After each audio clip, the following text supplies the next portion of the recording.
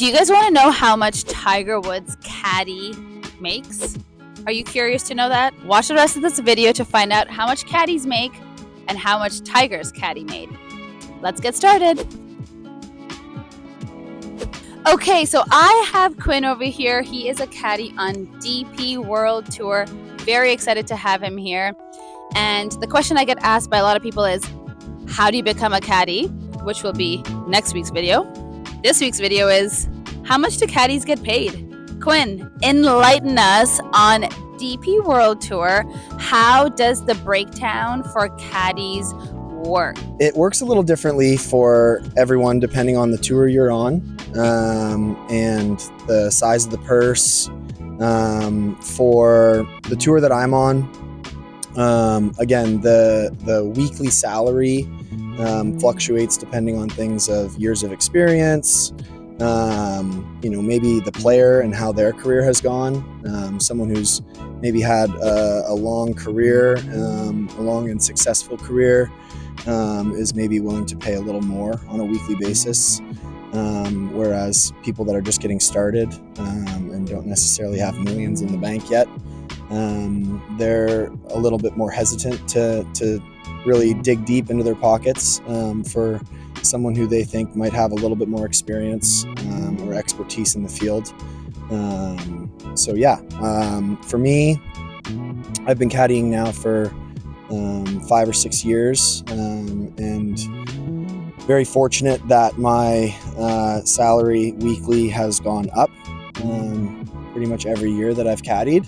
And then another thing that's very interesting in the caddy world is we work for a percentage of what the player makes. I'm going to take this mic. I want to know, I like that answer, but I really want to know, what would an average weekly salary be? Why don't we start with that? It doesn't have to be anything just an average weekly salary. I know there's negotiation. You can give me low if you want, but we just want to understand, what does that look like? And then after that, I want to know the bonuses. But first, weekly salary. Which tour? DP. What currency? What do you want to give it to me? In euros, pounds, US dollars? What's easier? Let's say euros. Done. I would say the average euro is 1,600 a week. 1,600 a week, DP World Tour, euros. I like it. Nice. How about Korn Ferry, US dollars? Average 1,000 US dollars. Yikes. Make your way to DP World Tour.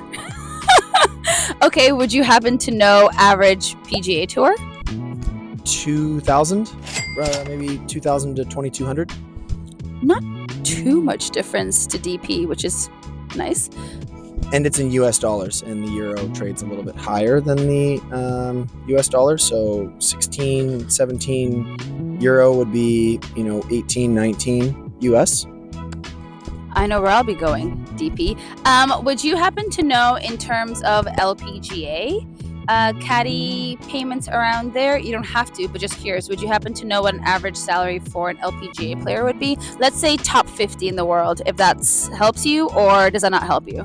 Definitely helps. About 2,000 as well. Nice. Let's go LPGA Tour. Let's go women. Okay, so that's fun. So weekly, that's approximately, it's an average. Could be higher, could be lower. Don't sue him. It's fine. Okay, bonuses. I'm aware bonuses work based off of winnings, but there could be some more intricacies in there that I am not aware of, which I'd love to hear. So, DP World Tour, approx 1,600 a week. Your player has now made the cut, which we've all watched full swing, so we know that's when they make the money. And what does that look like? Let's say you've made the cut. What does your bonus or winnings look like there? Break it down for us.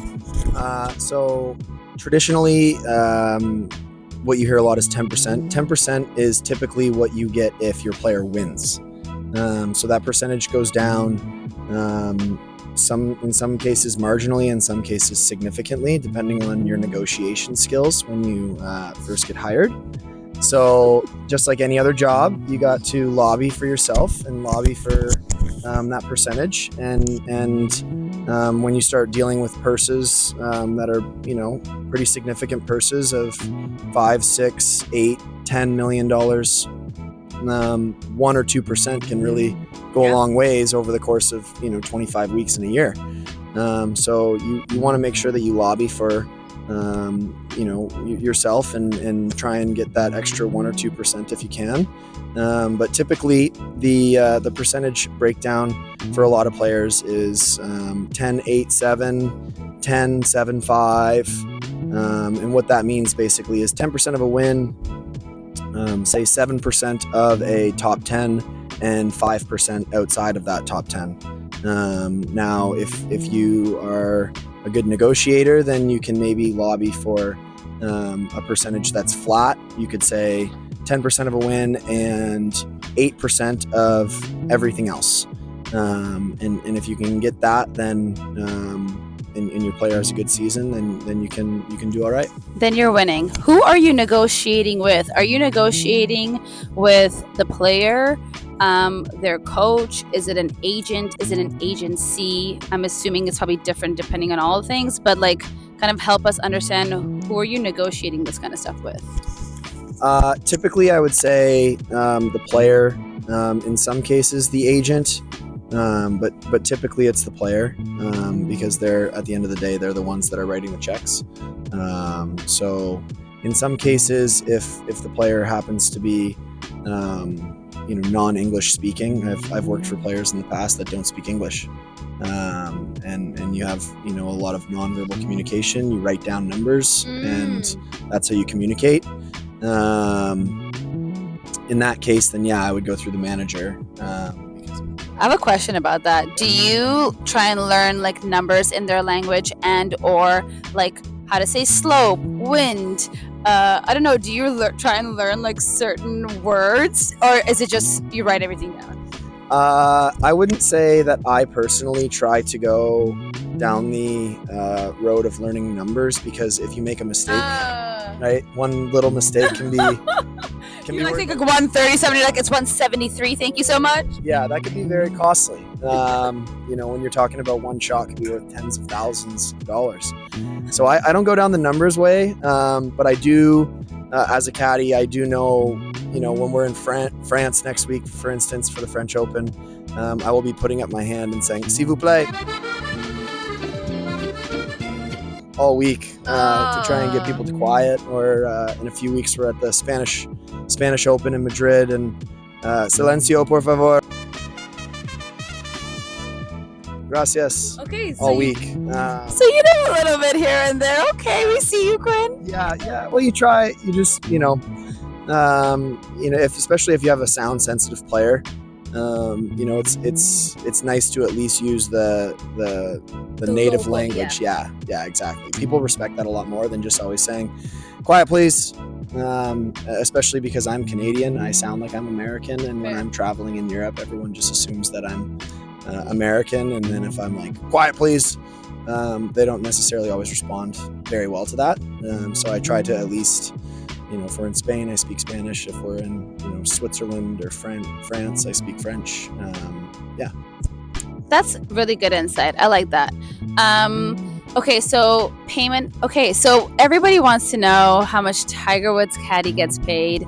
It is not public knowledge, but from the information that you have given us, if you had to put a wild guess, guess out there in the sense of maybe his weekly salary or stipend or whatever the case is, because we know there's negotiations happening with the winnings, which is great.